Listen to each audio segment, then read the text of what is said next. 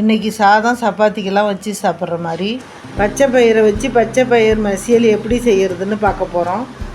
வாங்க வீடியோக்குள்ளே போகலாம்.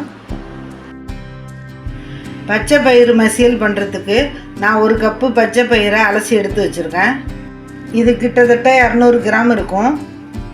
இதை ஊரெல்லாம் வைக்க வேண்டாம், இதை அப்படியே குக்கரில் சேர்த்துக்கலாம். எக்ஸ்ட்ரா 2 விசில் கூட வச்சாலே இது நல்லா வெந்து வந்துடும். அதனால் ஊற வைக்கணும்னு அவசியம் இல்லை, நம்ம அப்படியே போட்டுக்கலாம். இது கூடவே காரத்துக்கு 3 பச்சை மிளகாய் போட்டுக்கலாம். 10-12 பல்லு பூண்டு உரித்து போட்டுக்குங்க. ஒரு தக்காளியை பொடியாக கட் பண்ணி சேர்த்துக்கலாம். இது முழுகிற அளவுக்கு நம்ம தண்ணி ஊற்றிக்கலாம்.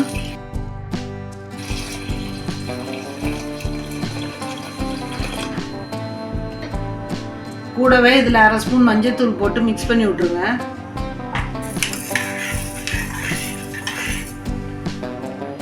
இப்போ குக்கரை மூடி போட்டு 5லேருந்து 6 விசில் வச்சு எடுத்துக்கிறேன். நீங்கள் உங்கள் வீட்டு குக்கருக்கு தகுந்த மாதிரி குழைவா விசில் வச்சு எடுத்துக்கோங்க.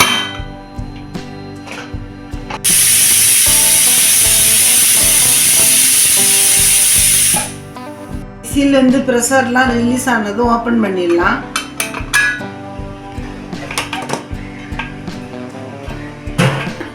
இதை நல்லா மேஷர் வச்சு மசிச்சு விட்டுடுங்க.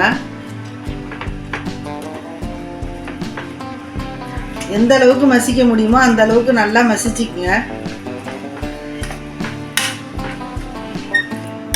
பாருங்க, நல்லா இந்த அளவுக்கு மசிச்சுக்கணும். இப்போ ஸ்டவ் ஆன் பண்ணி விட்டுருங்க. இதில் உங்கள் குழம்புக்கு தேவையான தண்ணியை ஊற்றிக்குங்க. நான் திக்காக தான் செய்ய போகிறேன், அதனால் கொஞ்சமாக தண்ணி ஊற்றிக்கிட்டேன். இதில் தேவையான அளவு உப்பு போட்டுக்கலாம். நான் 1 ஸ்பூன் போட்டுக்கிறேன். இதை நல்லா மிக்ஸ் பண்ணி விட்டு சிம்மிலே கொதிச்சுக்கிட்டு இருக்கட்டும்.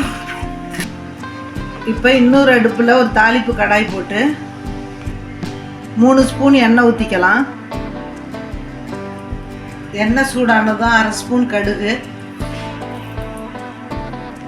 1/4 ஸ்பூன் ஜீரகம்,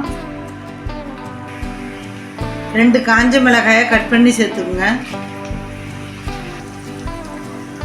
கூடவே ஒரு வெங்காயத்தை பொடியாக கட் பண்ணி சேர்த்துக்கலாம்.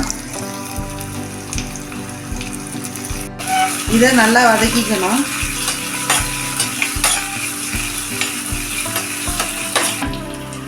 கூடவே இதில் 1/4 ஸ்பூன் பெருங்காயத்தூள் போட்டுக்கணும். கூடவே கொஞ்சம் கருவேப்பிலை கொத்தமல்லி போட்டு ஸ்டவ் ஆஃப் பண்ணிவிடுங்க.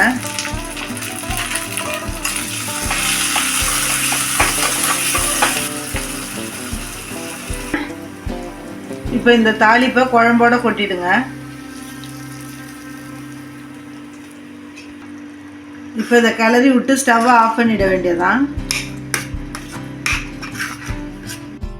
பாருங்க, பச்சை பயிர் மசியல் சூப்பராக ரெடி ஆயிடுச்சு. இதை நீங்கள் சப்பாத்தி சாதம் நீங்கள் எதுக்கு வேணாலும் வச்சு சாப்பிடலாம்.